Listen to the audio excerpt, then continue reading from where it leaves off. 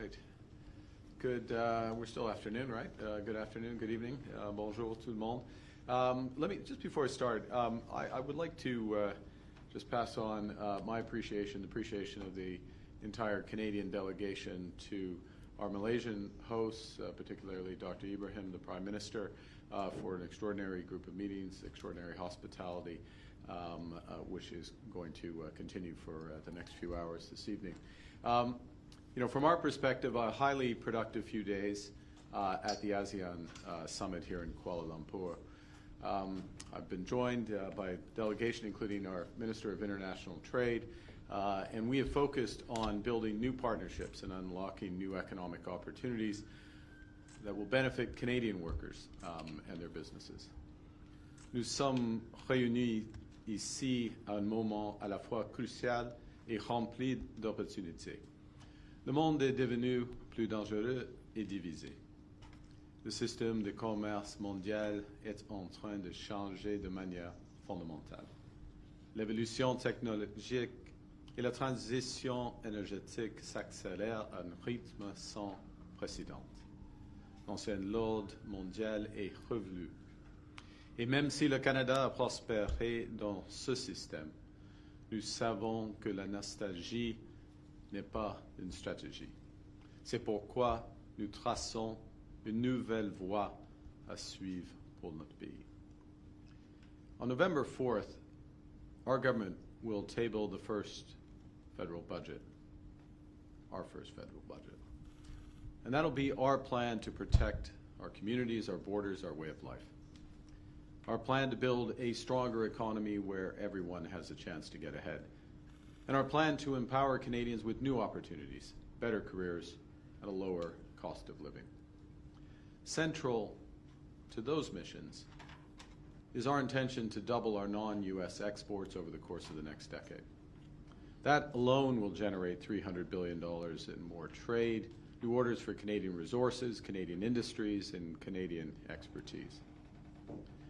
I chose my summit for my first visit as Prime Minister to Asia because the Canada-ASEAN relationship is full of potential.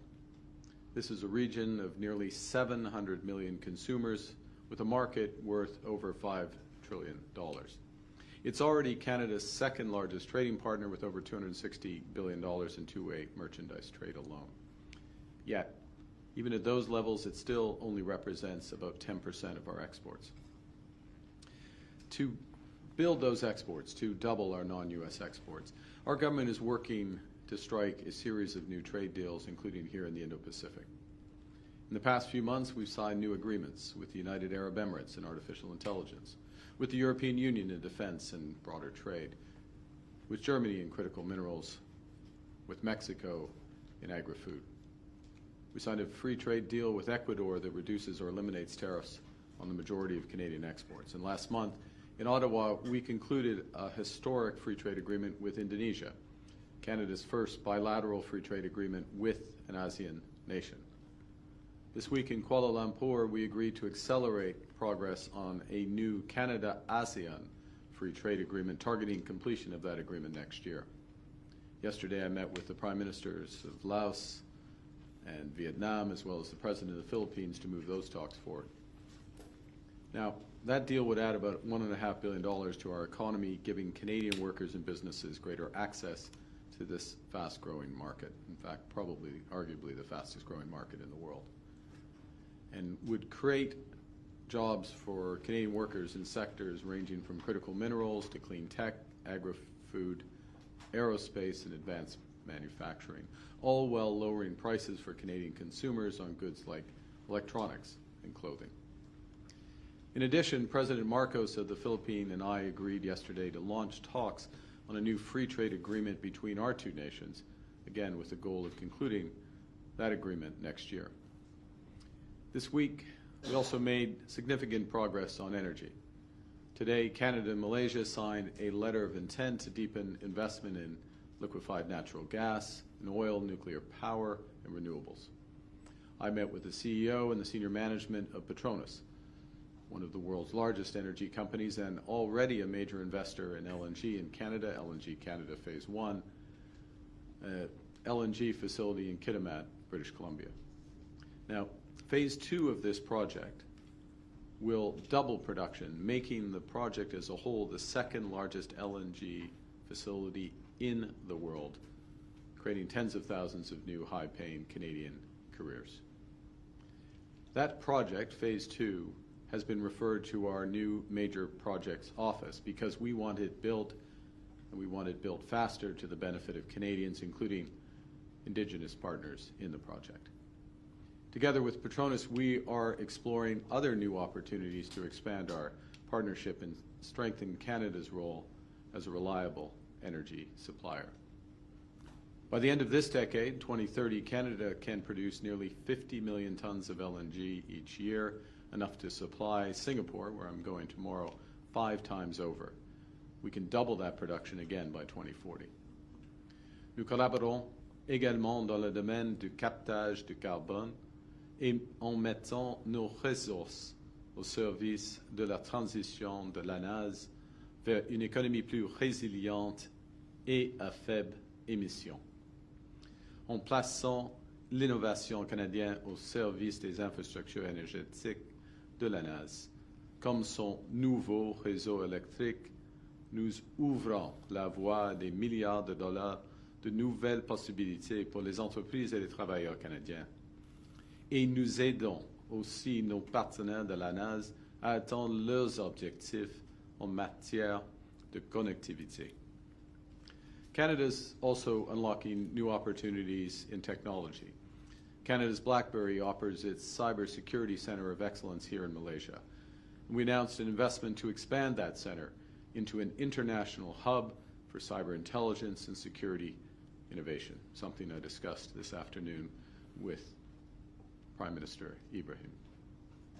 Today, I visited CAE, with whom Malaysia Airlines has just signed a deal to purchase another Canadian-built flight simulator. I met the CEO of AirAsia yesterday about a potentially large order for A220 planes designed and built in Quebec. These are the kinds of partnerships we will keep building because Canada has what the world wants. World-class talent with expertise in clean technology, artificial intelligence, life sciences, and quantum computing. We're the world's number one destination for master's degrees and doctorates. We have the most educated workforce in the world. We're an energy superpower with the 3rd largest reserves of oil and the 4th largest reserves of natural gas. We have an 85% clean grid, which we can readily increase by another 50% to power clean manufacturing, clean AI infrastructure, and the electrification of our sustainable economy. We have deposits of over 34 critical minerals, and we're amongst the top 5 producers for the 10 critical minerals most essential for the world's energy transition. Over the next 5 years, we will be quadrupling our defense industrial spending, strengthening our role in collective security and creating new careers in our defense and associated industries. Next week, Canada's Defense Minister will be in the Philippines to deepen our cooperation with Southeast Asia, expanding access for the Canadian Armed Forces for training and joint operations in the Philippines, strengthening our shared commitment to regional stability. The combination of these economic strengths and the budget strategy I referenced earlier, our budget strategy to spend less so that Canadians can invest more, will give investors confidence to build more in Canada. It will give innovators the stability they need to take risks in Canada. And it will reinforce the reasons the world has to trust Canadians as reliable partners. Le Canada a ce que le monde veut. Le Canada a ce dont le monde a besoin. C'est à nous de vendre au monde ce que le Canada a à offrir.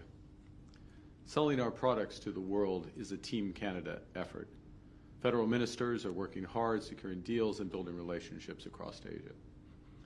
Premiers from British Columbia, Alberta, Saskatchewan, to Newfoundland and Labrador and Prince Edward Island are leading trade missions across the region. Demain, je me rendrai à Singapour pour rencontrer le Premier ministre Lawrence Wong, ainsi que les grands investisseurs pour renforcer la coopération dans les domaines du commerce, de l'énergie et de la technologie. Et plus tard cette semaine, je vais participer au sommet des dirigeants de l'APEC en Corée du Sud pour poursuivre ces progrès et resserrer nos liens dans les domaines de l'agriculture, de la défense et des minéraux critiques. To finish, to quote our host, Prime Minister Ibrahim, the old world order is disappearing and a new one has yet to emerge. Times like this, it's time to be bold, because how we respond will shape Canada's path for decades to come. By making generational investments at home and by building deeper partnerships abroad, we will build Canada strong. And with that, I'd be happy to take your questions. Thank you, Prime Minister. We're now going to begin with questions from the Canadian delegation. First question, première question, Sarah. Hi, Prime Minister. Sarah Ritchie with the Canadian Press. Have you had any contact with President Trump since Thursday? I have not.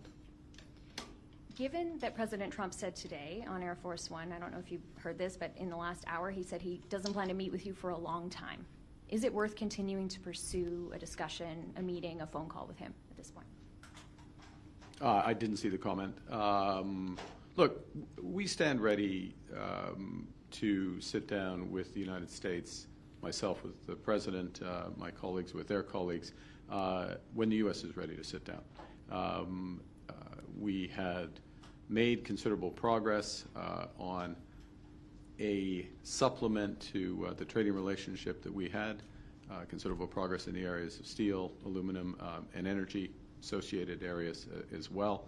And as I just said, we're ready to sit down when they are ready to do that. If they're not ready to do that, as those comments indicate, then we were always going to do these things, to be clear.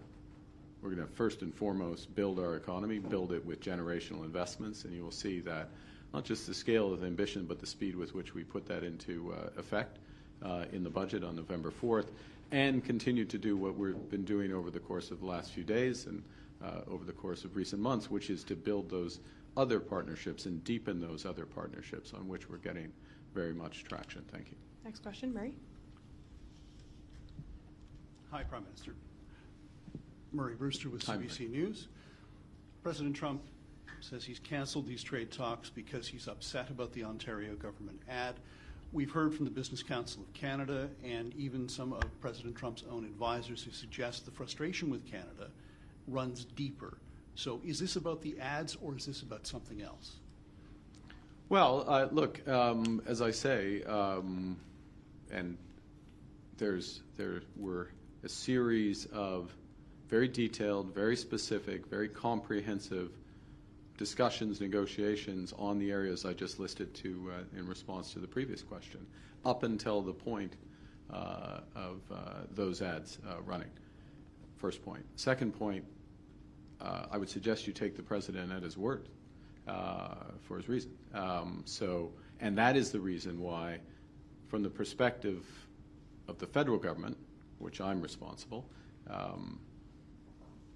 we stand ready to pick up on those discussions when the United States wishes to pick up on those discussions. So those in the room, those exchanging term sheets, those having the discussions about specific areas where we can make mutual progress to the benefit of workers and businesses and communities in our respective countries, had been making progress. Those ads came. The President had the reactions which you have seen, made the decisions that he has made, which, you know, those are his decisions to take, and we're in the situation we're in. Follow-up? As a follow-up, Prime Minister, given everything that we've seen, do you really think the United States is interested in making a trade deal with Canada? Look, we are their second largest trading partner. We provide a series of essential goods for their economy. We are one of many providers, but we provide in some areas essential goods for their economy. And we create more room for them to do other things. I'll give you an example. If you look at Canadian exports of aluminum to the United States, and aluminum is bauxite and energy. I mean, there's a little more to it, but can simplify it to that. The embedded energy in the Canadian aluminum exports, which provides 60% of the aluminum to the U.S. market, is the equivalent of the energy of 10 Hoover dams in the United States. Now, is the best use of that scale of energy, creating that scale of energy to make aluminum in the United States, as opposed to continue to foster and power the AI revolution, which the U.S. is leading, or power homes and others? I mean, these are decisions for the United States to make. Point being, as a supplier to the United States, and I gave aluminum as one, I could give many examples, we are an important supplier in many areas. As well, we are a large customer. For over 30 states, Canada is the largest export customer for those states in the United States. So there is a very strong, deep trading relationship, and there is an alignment of interests in many areas. And that's the reason why we have elements of the arrangements that we have today with a large degree of low tariff trade and the benefits from that. So, we're ready to have those discussions to further improve them, and we'll have them when it's appropriate.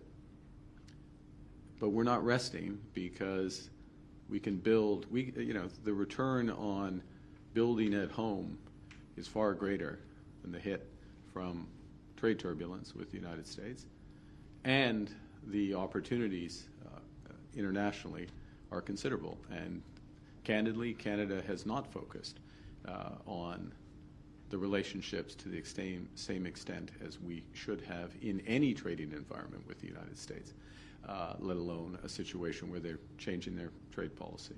And that's what we're doing now. Next question. Prochaine question. Judy Trin with CTV News. Donald Trump says he doesn't want to see you at all at APEC. Has the Canadian government given any consideration to the possibility that he doesn't want to negotiate, and do you have a contingency plan for that? We have lots of, yes. The short answer is yes. To your follow-up, no, I'm not about to detail those contingency plans. But I will go to the big, obvious plan that is there in plain sight and will be further detailed in the budget on November 4th. And we have been saying this for months. I said this before I was elected. Emphasize the importance of us giving ourselves far more than any foreign government could take away, whatever the trading environment. And that's to build at home and to build strong at home. And we intend to unleash hundreds and hundreds of billions of dollars of investment right here at home, well, not right here, but metaphorically there, at home in Canada, while we're building these partnerships. Less than a month ago, you were at the White House. You seemed very cordial, friendly with President Trump. The two of you were joking. You said you were going to walk away with a good deal. He said that we would be very happy. Is the U.S. toying with Canada, and how did your relationship with Donald Trump go south so fast? That's a question for him. Next question. Yasmin. Yasmin Mehdi avec Radio-Canada. On Merci. avait l'impression dans les dernières semaines que les négociations avec les États-Unis avançaient plutôt bien. Oui. Qu'est-ce qui s'est passé? Est-ce que c'est la publicité ou est-ce qu'il y avait autre chose du côté américain? Tout d'abord, je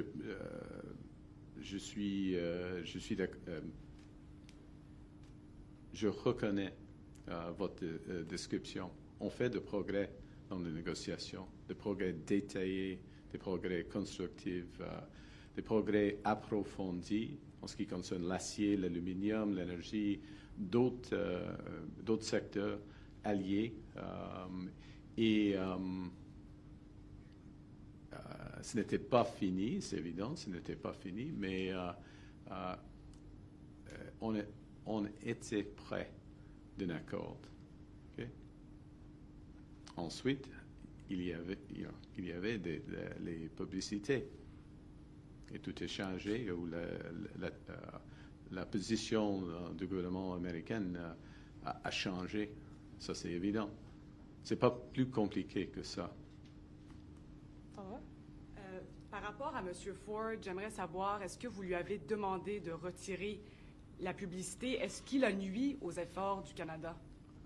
Bon, alors, c'est la responsabilité du gouvernement du Canada de négocier des accords commerciaux, de négocier des traites à l'étranger. Premier point. Deuxième point. Nous avons décidé de ne pas faire des publicités aux États-Unis. OK? C'était un choix. C'était évident pour nous de ne pas faire. OK? Donc, Dr. Et Ford le a prévu- reste est Donc, Dr. Ford a assez, fait une assez erreur. clair. C'était une erreur de la part de Dr. Il a pris une décision, Next question. Prochaine question. Brian. une décision différente de la décision du gouvernement du Canada qui est responsable pour cette relation. Sorry, who's Brian? What Brian's next question? Why don't we have We'll go to Brian's Brian. question, and Yeah. we'll follow up when you come. I'll ask a version of this so you can answer. I figured you might. If it is true that a TV ad, that you were close to a deal, exchanging term sheets, and a TV ad caused all of this to be canceled, halted, Trump does not want to meet, are you upset at Premier Doug Ford for running this ad? If this is true that this ad spoiled something that was very close? Look, I'd say the following, which is that in any complicated, high-stakes negotiation, you can get unexpected twists and turns, and you have to keep your cool during those situations. It doesn't pay to be upset. Emotions don't carry you very far. And we had made progress, to repeat, and we stand by the progress that had been made. The Government of Canada does. And we are ready, when appropriate, to pick that up. And I'll just re-emphasize that it is the responsibility of the Government of Canada to have these negotiations. And others will have opinions, and others welcome free advice, unsolicited advice is entirely appropriate. Every Canadian is a stakeholder in these negotiations. Every Canadian is a stakeholder in the fact that we're making progress in ASEAN, that we have the agreement with Indonesia, that we have just decided to accelerate trade talks with the Philippines, with ASEAN as a whole. Every Canadian has a stakeholder, is a stakeholder in the evolution of our relationship with China and the discussions that we will be having at APEC with giants there. So that's the focus, sans émotion, et on va continuer comme ça. Follow up. And just to cast things ahead to where you're going later this week in Korea, can you give us an update on, do you expect to meet the Chinese president at APEC? And what kind of conversations do you expect to have with the Chinese delegation there? I do expect to, there are plans for me and President Xi to meet. We will pick up on the discussions I had with Premier Lee in New York a few weeks ago. A broad range of issues, both in terms of the commercial relationship, as well as the evolution of the global system. So I look forward to the meeting with the President. Il y aura une réunion pour moi avec le président de la Chine, Xi Jinping, et les sujets vont inclure les enjeux commerciaux et puis l'évolution du système global. Et on a une bonne fondation, une base après la discussion que j'ai eue avec Monsieur le Premier ministre Lee à New York il y a quelques semaines. Next question, Rafi. Hi, Prime Minister Rafi Buchanan, CBC. President Trump threatened to impose this additional 10% tariff, regardless of Ontario saying it would take the ad down. Does that suggest there is nothing to be gained from backing down to the U.S. president? Well, look, with respect to the additional tariff, we haven't seen the specifics about that. And look, I don't want to make a generalization of the situation. I'll repeat and I'll reemphasize, we've made significant progress. We stand by the progress that we had made. We think there is a very good addition to the trading relationship, an additional deal, if you will, that is in the interests of certainly Canadian workers, Canadian families, but very much American workers and American families as well. It's a win-win. When the time comes to pick that up, we would suggest picking it up from there. Follow-up?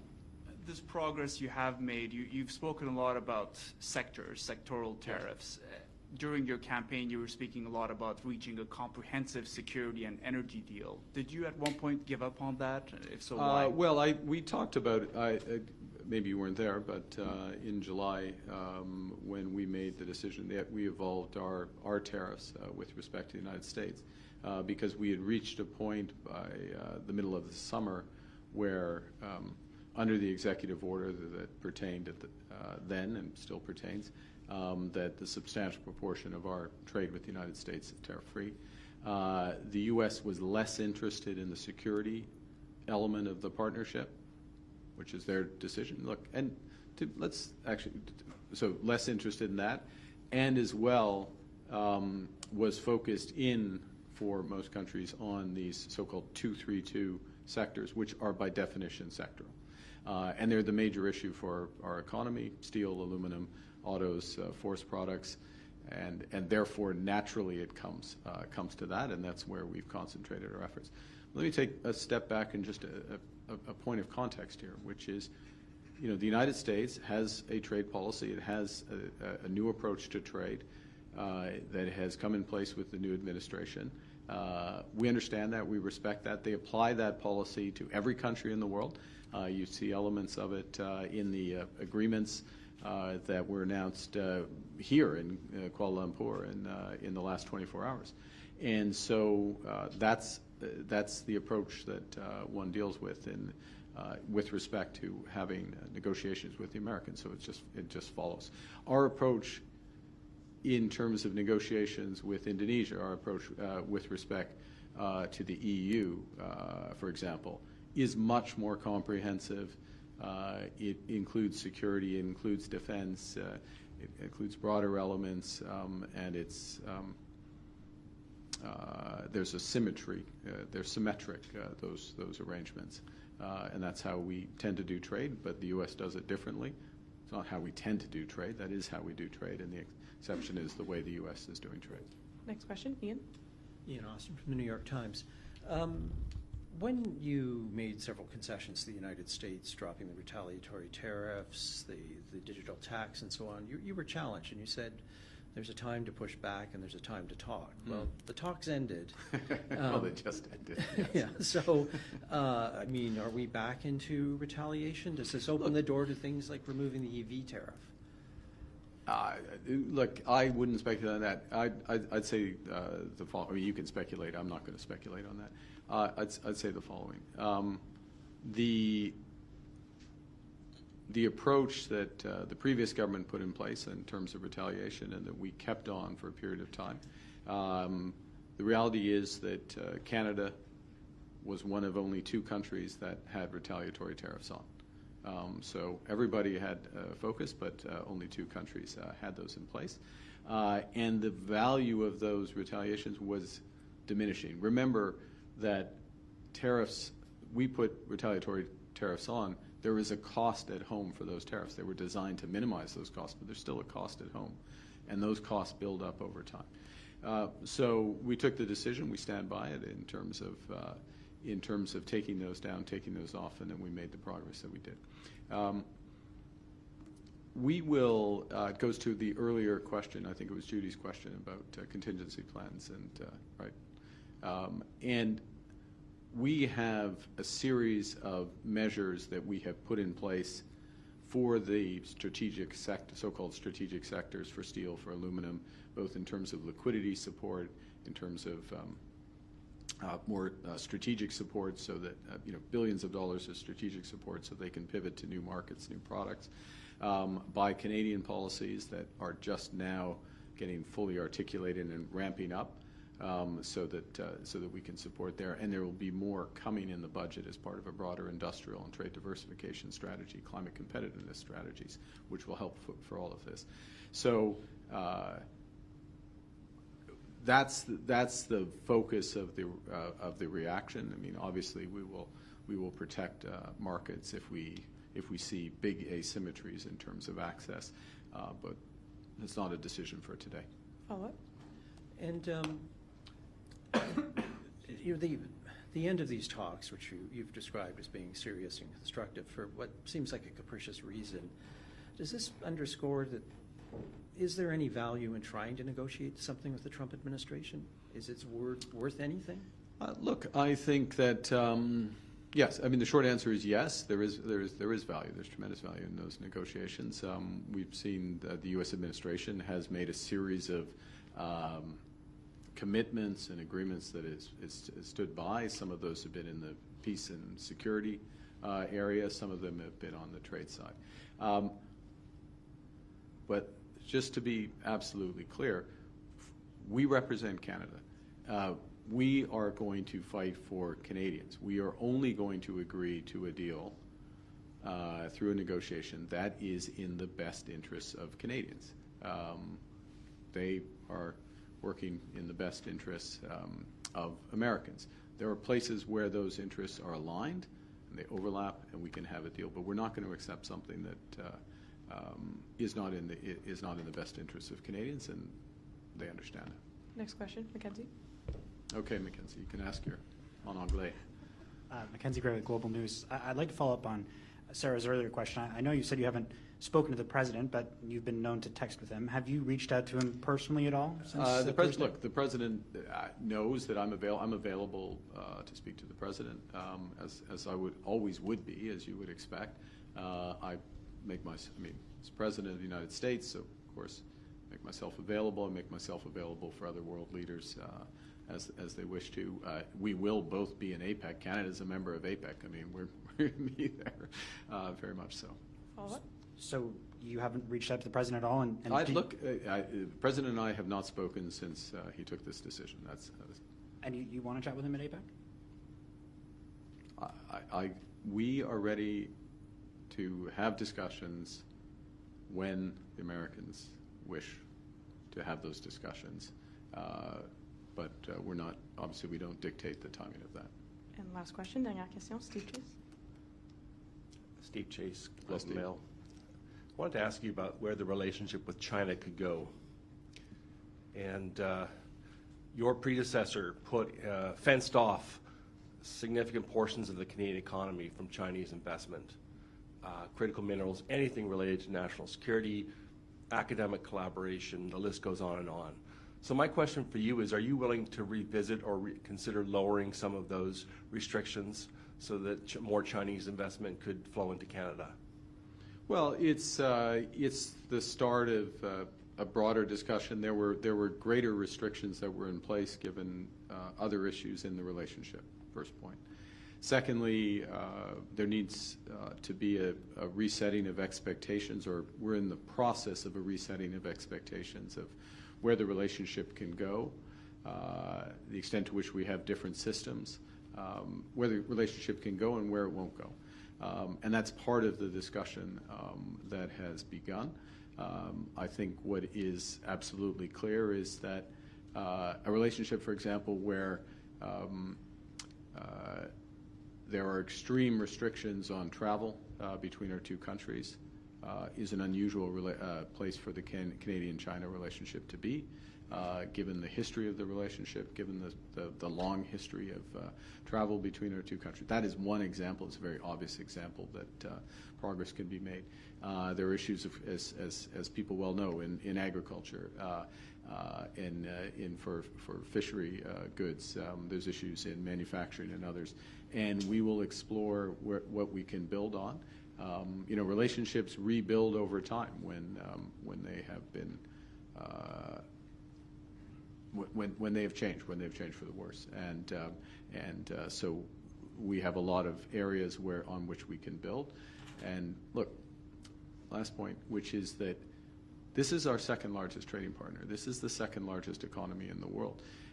This is one of the most influential actors in terms of the global system, such as it is.